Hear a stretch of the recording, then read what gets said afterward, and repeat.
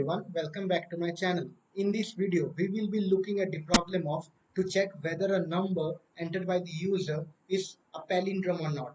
So before diving into the problem, let me tell you what do we mean by palindrome number. So a palindrome number is a number which after reversing it appears to be same. Let me say if I take n is equal to 56. If I reverse, then it is 65. Then it is not equal to the original number. So it is not a palindrome. If I say 121, if after reversing, it appears to be 121. So it is a palindrome number. So before diving into the solution, I will tell you the algorithm, how to solve and what is the correct approach to look at a problem, and I will tell you the step-by-step solution. So yeah, let's get started. So the algorithm goes like, if I say uh, the number to palindrome, so you have to initialize a number which we have to check whether it's palindrome or not. So if I take n 121 initialize, so a block of memory will be created n, it will be initially 121. So in step 2, we have to take another temporary variable and store the value of n. So temp is equal to n and the value of temp is n. So earlier it was in the memory, it was n which was value 121. Now along with n, it is now temp with the value of n, that is 121. Now in the step 3, we have to perform modular division operation until n is not equal to 0 and assign the value of the operation to a new variable, say number n, which will be initialized to 0. So this step 3 is the most important crucial step. So let me do here. What do we mean by step 3? Initially temp was also 121 and n was obviously 121. So we will perform until while n is not equal to 0. So here we will find the remainder. So in my earlier videos, I have already said how to find remainder. Yes, correct. Modular.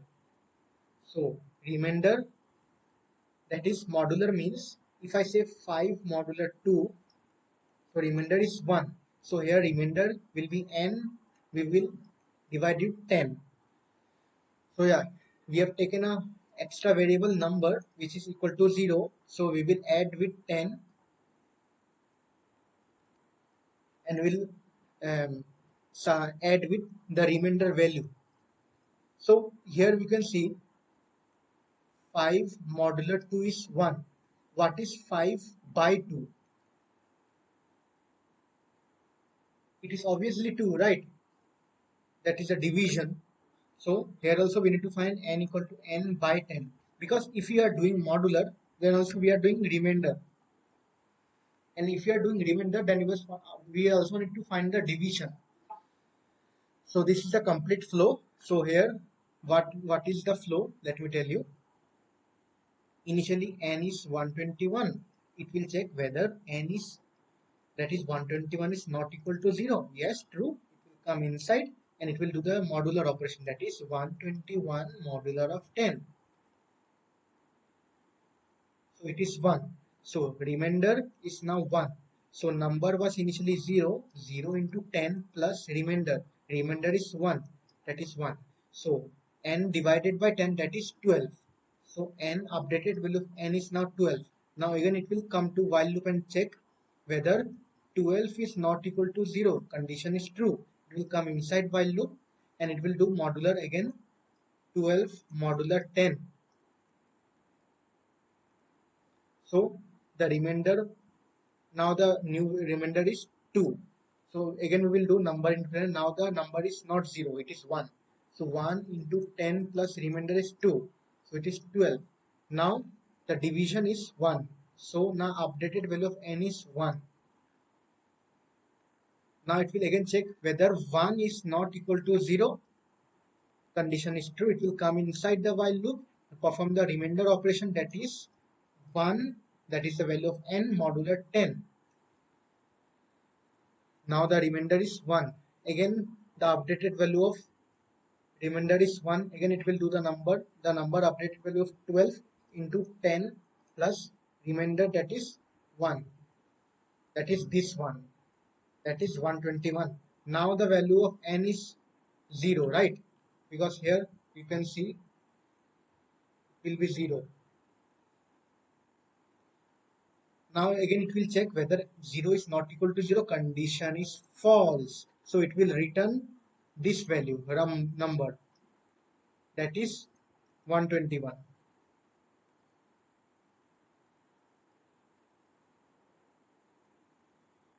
This was all about step 3. Now in step 4, just we have to compare if the new updated value of number, that is this, that is the output of step 3, is equal to the output of step 2. Simply, we just have to check step 4 is equal to step 2. That is step 4, we get the updated value while the remainder modular operation, that is 121. And in step 2, what we have done, we have assigned the temporary variable and the value of n to temporary variable, that is n. So n was initially 121. So here we will check if number is equal to temp. Simply, one common doubt which in your mind will be coming, that uh, we could have compared with n also, na, because n was also 121, temp is also 121, then why temp? Because while in step 3, this was the step 3, right? We have used the value of n. So now, so the updated value of n is 0, right? Here you can see updated value of n is 0. And that is why it was checking the while loop now. While n is not equal to 0, until it is 0, we have iterated the process. When it is 0, it has come out of loop. So when we have come out of loop, then the value of n is 0.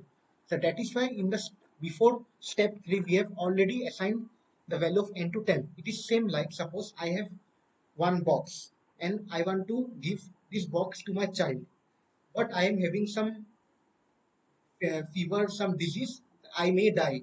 So I am giving this box to my second person. So that second person will give that box to my child. Are you getting? Because I am not sure that I will be alive or not, but I have already given my value to the second person, that is the box.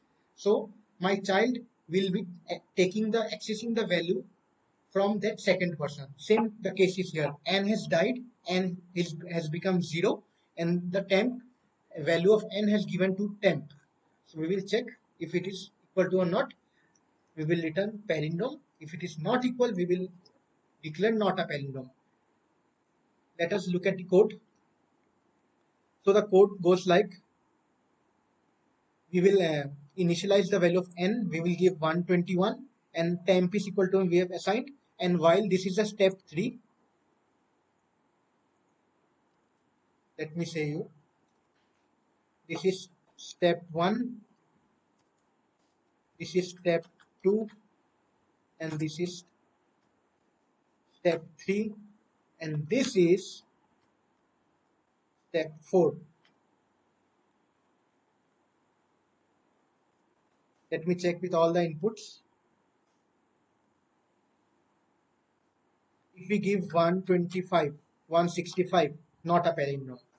If I give 121, it's a palindrome. Let us check with some higher inputs. Not a palindrome.